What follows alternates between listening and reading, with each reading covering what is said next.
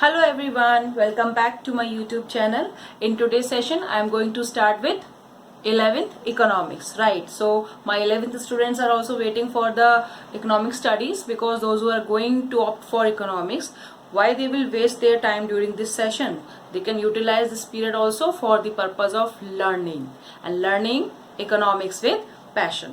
तो इसके लिए हम आज शुरू कर रहे हैं अपनी first unit of micro economics, your second book. In my previous video I have told you about the books which are going to be there in your 11th standard economics and with which you will understand economics better. So in first section you have statistics and section B is comprising of second book, that is microeconomics. So microeconomics is a new one for you all. Like I said in my previous video कि statistics फिर भी आपने किया हुआ है, तो हम micro से शुरू करते हैं और माइक्रो का जो फर्स्ट यूनिट है that is introduction. Introduction here indicates that what we are going to start with economics. What is actually economics? जब हम इकोनॉमिक्स की बात करते हैं, जब हम इकोनॉमिक रिलेशंस की बात करते हैं, जब हम इंडियन इकोनॉमी की बात करते हैं, जब हम बात करते हैं आज के पीरियड में कि लॉकडाउन की वजह से इकोनॉमी डाउन हो रही है, तो डाउन हो क्या रही है, क्या है economics actually? Economics is all about the behaviour of people for living way. किस तरह से लोग अपनी लिविंग अर्निंग्स क्रिएट करते हैं, क्या लाइफस्टाइल है लोगों का, लोग किस तरह से अपने सर्वाइवल में फिट होने के लिए डेली रूटीन में अपने सर्विसेज को रेंडर कर रहे हैं, अपने काम को कर रहे हैं टू अर्न देयर लाइवलीहुड। तो सबसे पहले हमें ये समझना है कि जो हम सब हर काम में लगे हुए, हमारा मोटिव क्या है लाइफ का। आज आप पढ़ रहे हैं 11th 12th करेंगे, फिर आप ग्रेजुएशन करेंगे, प्रोफेशनल स्टडीज करेंगे, वोकेशनल स्टडीज करेंगे and finally you will go to job and some business. कोई बिजनेस में जाएगा, कोई जॉब में जाएगा। तो आप बिजनेस और जॉब अगर हम बात करें तो हम किस रीजन से करते हैं, क्या चाहिए हमें, क्या चाहिए हमें लाइफ में। हम अगर नरेंद्र मोदी की बात करें, वो हमारी इकोनॉमी को बढ़ाने के लिए स्ट्रगल कर रहे हैं, क्या चाहिए उन्हें in return? Money. It's all about earning money. तो हम किसके लिए काम कर रहे हैं? पैसे के लिए। क्यों? क्योंकि विदाउट मनी हमारी सुबह से लेकर रात तक की रिक्वायरमेंट पूरी नहीं हो सकती। So how people adjust themselves in their earning livelihood, in their earning lifestyle is called economics. So economics studies the behaviour of human involve in their earning of living. तो हम डे टू डे लाइफ में हमारी earnings के लिए किस तरह से struggle कर रहे हैं उसकी हम स्टडी यहाँ करते हैं।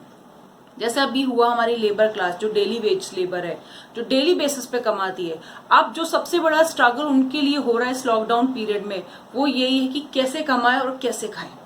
तो क्या रीजन है? उनकी लाइफस्टाइल, उनकी जो लिविंग है वो किस पे डिपेंड है? Earning per. और अर्निंग हो नहीं रही क्योंकि वो डेली कमाते हैं, सारा काम बंद है। तो जब ये काम रुक गया, आप खुद सोचिए, काम नहीं हो रहा, लोगों को इनकम नहीं मिल रही, पैसा नहीं है, तो वो अपनी लिविंग को कैसे सस्टेन करेंगे?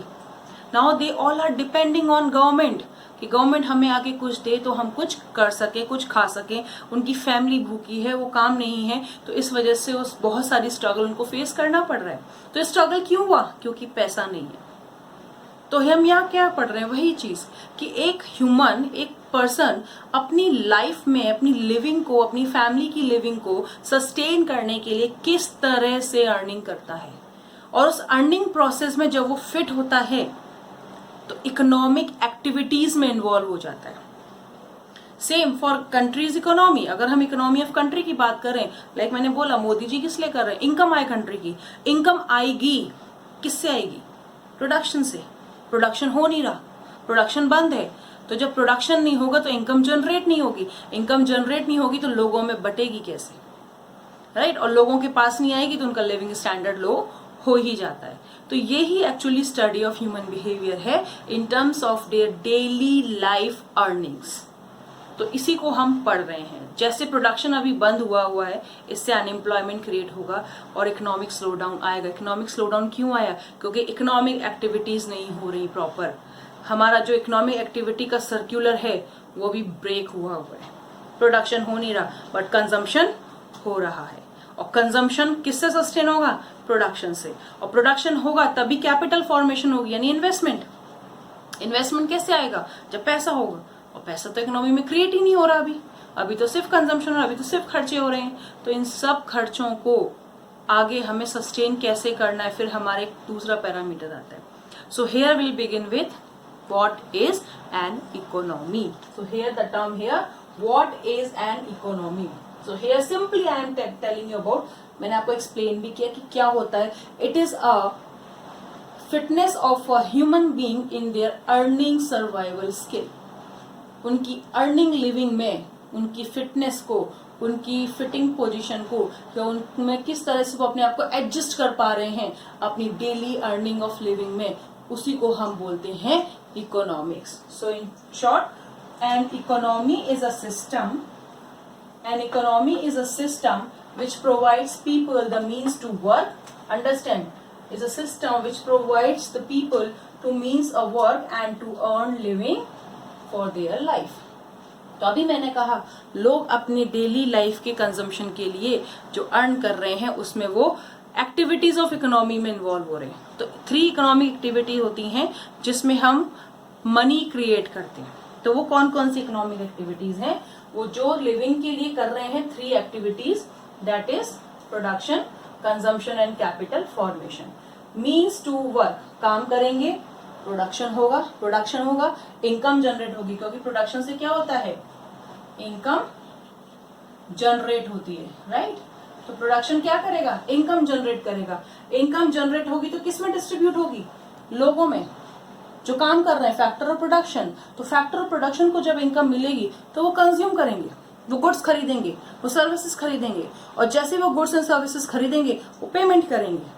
वो मनी वापस घूम के किसके पास जाएगा, प्रोड्यूसर के पास, राइट। तो इस तरह से मूवमेंट हुआ मनी का।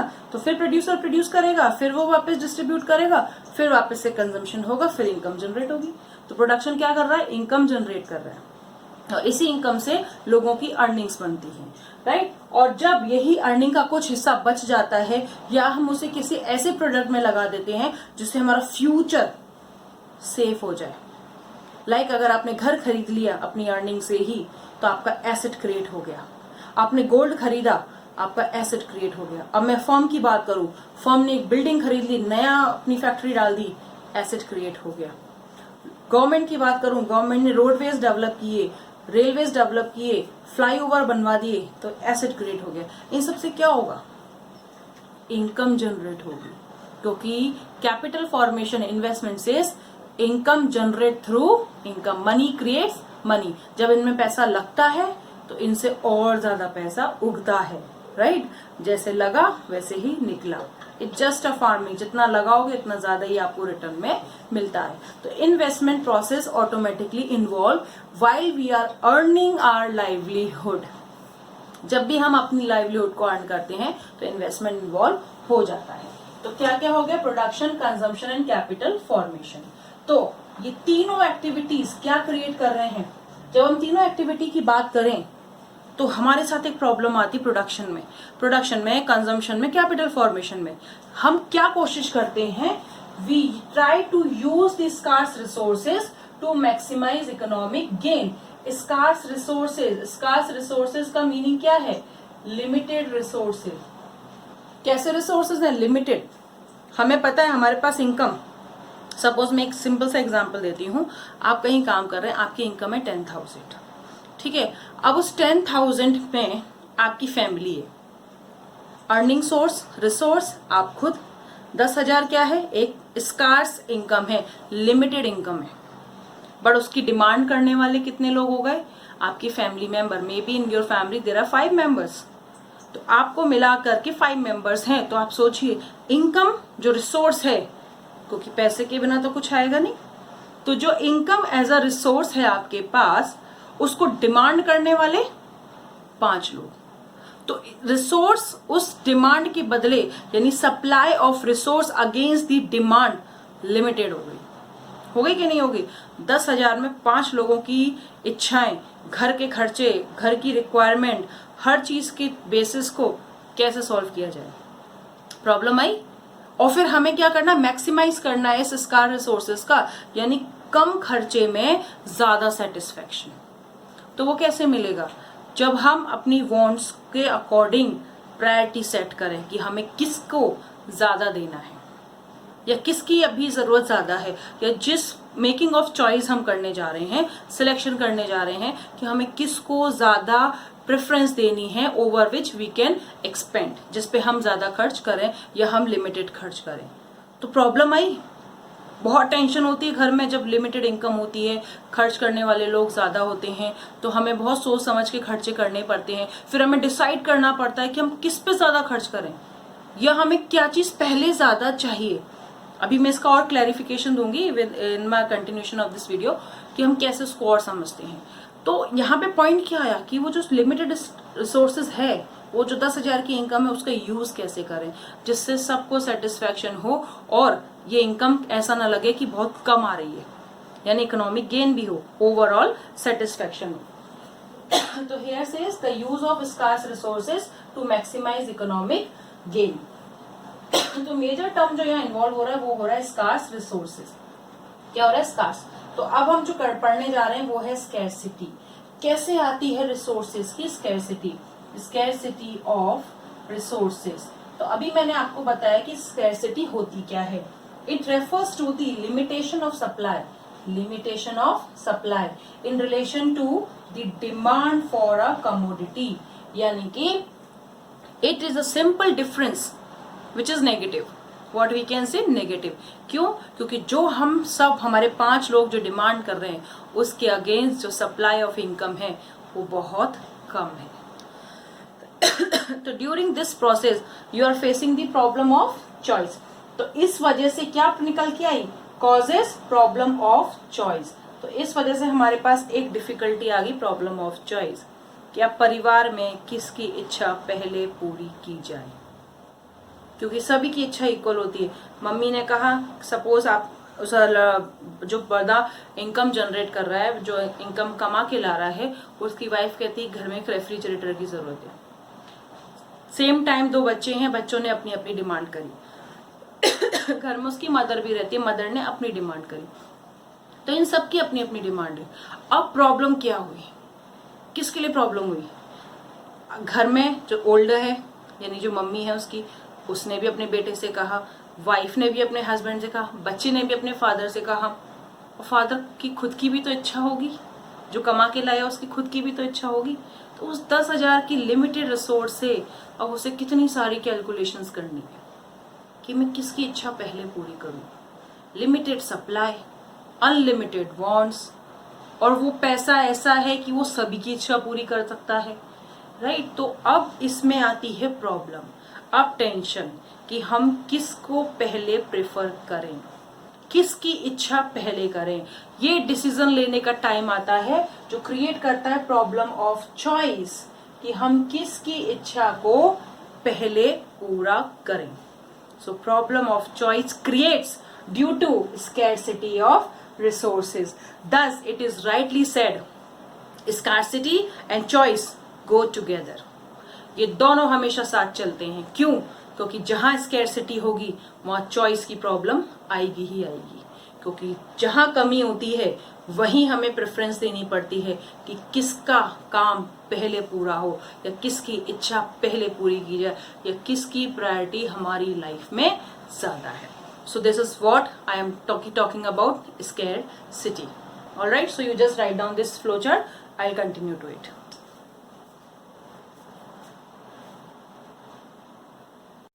So you all have drawn that chart. You have all have written all those facts. All right. So now I am going to start with how economic problem arises. So I have told you already कि जब scarcity of resources होती है, जब limited resource के साथ unlimited wants पूरी की जाती है, इनकम फैमिली की लिमिटेड, फैमिली मेंबर्स की डिमांड अनलिमिटेड, और इनकम एक ऐसा सोर्स है जिसके ऑल्टरनेटिव यूजेस हैं, यानी उस इनकम से घर के बड़े जनों की, वाइफ की, बच्चों की, यानी सबकी इच्छा पूरी हो सकती है। ऑल्टरनेटिव यूजेस हैं उस इनकम के। अगर रेफ्रिजरेटर भी आ सकता है, स्कूल की फीस भी जा सकती है, दूसरे बच्चे की साइकिल भी जा सकती है, या दादी के लिए जो रिक्वायरमेंट है, चश्मा या कुछ भी, वो भी आ सकता है। यानी वो उस इनकम का ऑल्टरनेटिव यूजेस हैं। वो इनकम कई तरह से यूज हो सकती है, और होती है।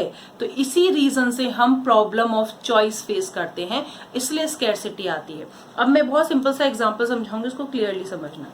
सपोज आपकी फैमिली की इनकम है 30,000, है ना। अब आपकी मदर ने डिमांड करी कि मुझे घर में एक नया ओवन चाहिए, ठीक है।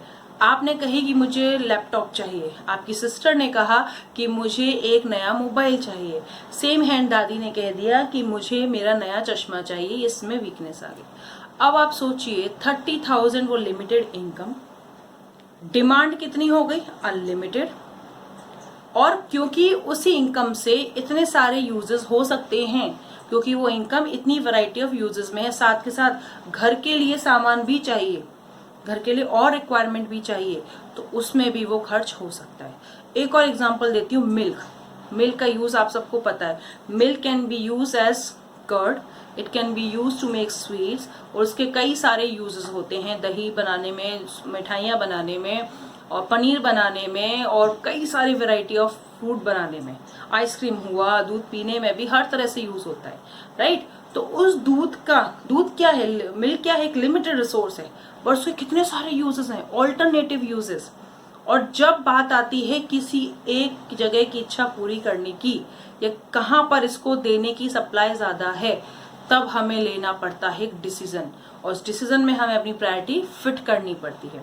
जैसे अब इनकम वाले केस में हुआ, पापा के पास आ गई प्रॉब्लम ऑफ चॉइस, क्योंकि अगर वो मम्मी की बात पूरी करे या दादी की बात पूरी करे तो दोनों बच्चों की बात पूरी नहीं होगी। तो उन दोनों बच्चों ने क्या फेस किया, स्कैरसिटी ऑफ रिसोर्सेज। क्या बोलोगे, पापा कभी मेरी इच्छा पूरी नहीं करते, बट ऐसा नहीं है। आप पापा से पूछे कि उन्हें कितनी प्रॉब्लम हुई इस डिसीजन को लेने में कि वो पहले अपनी मदर और अपनी वाइफ की इच्छा पूरी करे, क्योंकि वो प्रायोरिटी पर है। बच्चों की इच्छा सेकेंडरी है, वो बाद में भी पूरी की जा सकती है। तो क्योंकि उस इनकम से इतने सारे यूजर्स थे, तो उनको प्रायोरिटी डिसाइड करनी पड़ी कि मुझे किसकी इच्छा पहले पूरी करनी है, राइट। क्यों, यही स्टेट होता है जब हमें डिसीजन लेना पड़ता है प्रॉब्लम ऑफ चॉइस। तो कोई ना कोई प्रॉब्लम फेस करता है स्कैरसिटी की, यानी किसी न किसी के साथ कमी आती है। आप दोनों बच्चों ने क्या फेस किया, स्कैरसिटी। ऐसे दूध वाले की बात करूं, अब उसने सपोज एक मिठाई वाले ने दूध लिया 10 लीटर, हालांकि ये कम अमाउंट है, वो तो ज्यादा ही लेते होंगे, 10 लीटर दूध लिया। अब उसे पता है कि मुझे मिठाई बनाने में 5 लीटर चाहिए, 2 लीटर मुझे दही जमाने के लिए चाहिए, 2 इसमें चाहिए, 1 इसमें चाहिए। उसने प्लानिंग करके रखी, बट हुआ क्या, जब जमाने बैठा तो डिमांड आ गई बीच में ज्यादा की। अब उसके पास क्या रह गया, लिमिटेड, और कितना था उतना ही। जैसे कोई शॉप पे आया कस्टमर, उससे कहा कि मुझे 3 लीटर दही चाहिए, उसने कितना जमाया था, 2 लीटर, तो नहीं मिला, उसने मना कर दिया कि मेरे पास तो सिर्फ इतना ही है। क्यों, क्योंकि उसके पास क्या था, लिमिटेड रिसोर्स, और उस रिसोर्स का उसने ऑल्टरनेटिव यूज किया, डिसीजन लिया कि मुझे यहाँ यहाँ और यहाँ ऐसे लगाना है। तो उस डिसीजन में एक कस्टमर जो आया वो डिससेटिस्फाइड हुआ, और दूसरा आया जिसने कहा मुझे 2 किलो दूध चाहिए, तो वो तो ले गया, राइट, क्योंकि उसके लिए अवेलेबिलिटी हो गई। तो इस तरह से ही डिफरेंस आ जाते हैं। तो कहीं ना कहीं किसी ना किसी को स्कैरसिटी फेस करनी पड़ती है। तो जब हम स्कैरसिटी की बात करते हैं तो स्कैरसिटी क्या जनरेट करती है, इकोनॉमिक प्रॉब्लम। क्या है economic problem, problem of choice, यानी किसको सेटिस्फाई करें पहले, ये डिसाइड करें कि किसके लिए हमें बात पहले पूरी करनी है, या किसके लिए वो रिसोर्स पहले यूज करना है। सेम विद गवर्नमेंट, अगर हम इकोनॉमी की बात करें तो गवर्नमेंट के लिए कितना मुश्किल होता है, क्योंकि हमारी कंट्री में पुअर भी है, रिच भी है। तो अब हमें जो प्रोडक्शन करना है, हमें जो इनकम मिली है, उसका डिस्ट्रीब्यूशन हम किसको ज्यादा करें, रिच को ज्यादा करें कि पुअर को ज्यादा करें, ये बात ध्यान में रखकर गवर्नमेंट प्रेफरेंस सेट करती है कि किसकी प्रायोरिटी ज्यादा है। और ये प्रायोरिटी को सेट करने में क्या फेस करती है, प्रॉब्लम ऑफ चॉइस। और जिसको सेटिस्फाई कर दिया, दूसरा पर्सन क्या बोलेगा, ये गवर्नमेंट हमारा नहीं सोचती, हमारे लिए कभी कुछ नहीं करती। इस गवर्नमेंट ने किया क्या, क्यों नहीं कर पाए, क्योंकि रिसोर्सेज क्या थे, लिमिटेड, और डिमांड करने वाले अनलिमिटेड। 130 करोड़ की पॉपुलेशन है हमारी और इनकम कितनी आती है, वेरी लिमिटेड। तो उस इनकम के साथ 130 करोड़ लोगों की इच्छाओं को पूरा करना, सोचिए गवर्नमेंट के लिए कितना बड़ा टास्क है। उस लिमिटेड रिसोर्सेज से अनलिमिटेड वांट्स को पूरा करना गवर्नमेंट के लिए कितना बड़ा चैलेंज है। और वो भी पता है कि ये जो रिसोर्स है वो कई एरिया में फिट होता है, middle class, rich class, poor class, सबके लिए जरूरी है। तो तीनों को ध्यान में रख के उसको सेट करना पड़ता है। फिर ये चॉइस का डिसीजन गवर्नमेंट को लेना पड़ता है कि किसके लिए पहले करें, किस सेगमेंट के लिए पहले करें, जिससे इकोनॉमी को भी फायदा हो और लोगों का वेलफेयर भी हो। क्योंकि हम कौन सा पैटर्न फॉलो करते इकोनॉमी का, मिक्स्ड इकोनॉमी, ये भी मैं आपको सिखाऊंगी। So here we have problem of choice, जो किस वजह से आती है, लिमिटेड रिसोर्स है, अभी बार बार मैंने समझाया, limited income, limited resource, unlimited wants. Unlimited wants जो कभी भी सेटिस्फाइड नहीं हो सकती, क्योंकि एक वांट पूरी होती है दूसरी इच्छा शुरू हो जाती है। अब सपोज मम्मी के लिए पापा ने ओवन ला दिया, दूसरे महीने कह देंगे कि मुझे ये चाहिए, घर के लिए आइटम चाहिए, फिर कुछ चाहिए, फिर कुछ चाहिए। तो हमारे जो वांट्स है ना, हमारी जो इच्छाएं हैं वो अनलिमिटेड ही हैं और नेवर फुली सेटिस्फाइड, वो कभी पूरी नहीं हो सकती। दूसरी जो अनलिमिटेड वांट का फीचर है, मैं इसमें आपको फीचर एक्सप्लेन कर रही हूँ कि अनलिमिटेड वांट के क्या फीचर्स होते हैं। तो पहला फीचर, कभी भी सेटिस्फाइड नहीं हो सकते हैं, राइट। दूसरा, डिफर इन प्रायोरिटी, हमारी प्रायोरिटी भी अलग अलग होती है। चॉइस जब हम करते हैं, हमने सोच लिया कि हमें लैपटॉप भी चाहिए, मोबाइल भी चाहिए, और मम्मी ने सोच लिया मुझे रेफ्रिजरेटर भी चाहिए, ओवन भी चाहिए।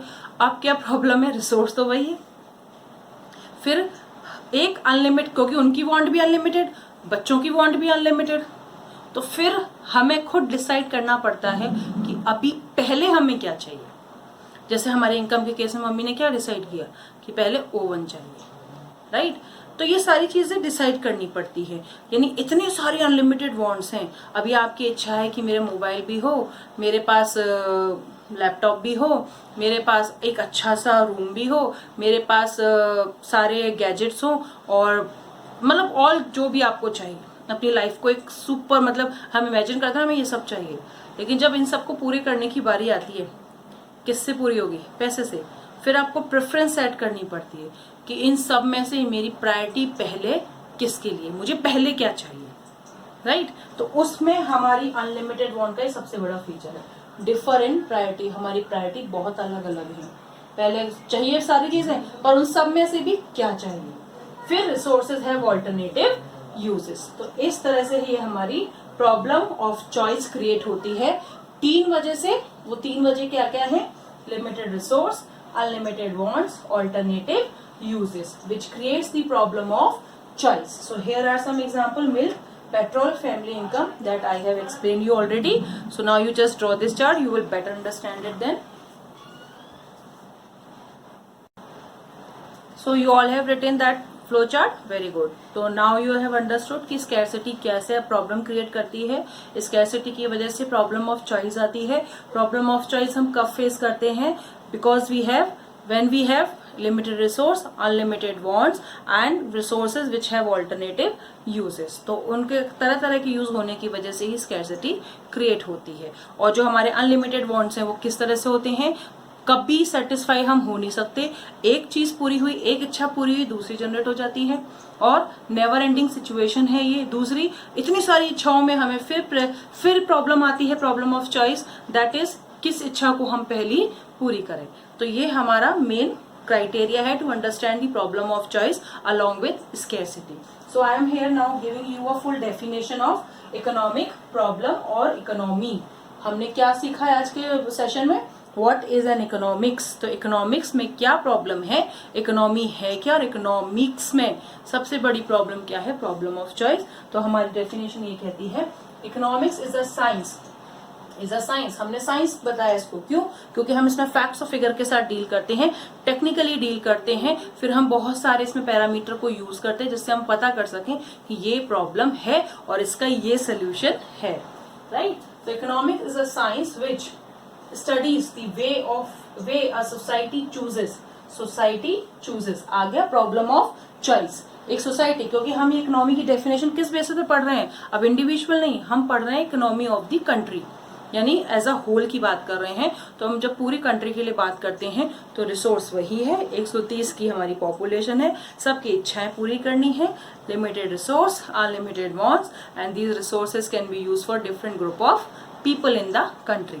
सो here definition says again, economics is a science which studies the way a society chooses, problem of choice, to use its limited resources. आ गया अपने लिमिटेड रिसोर्सेज के बीच में सोसाइटी को चूज करना है विच हैव ऑल्टरनेटिव यूजेस, क्योंकि इन रिसोर्सेज के कई यूजेस हैं। इन रिसोर्सेज से अगर गवर्नमेंट को इनकम मिल रही है तो गवर्नमेंट स्कूल भी बना सकता है, हॉस्पिटल भी बना सकता है, सड़कें भी बना सकता है, फ्लाईओवर भी बना सकता है, सब्सिडीज भी दे सकता है, लोगों को फ्री एलपीजी दे सकता है।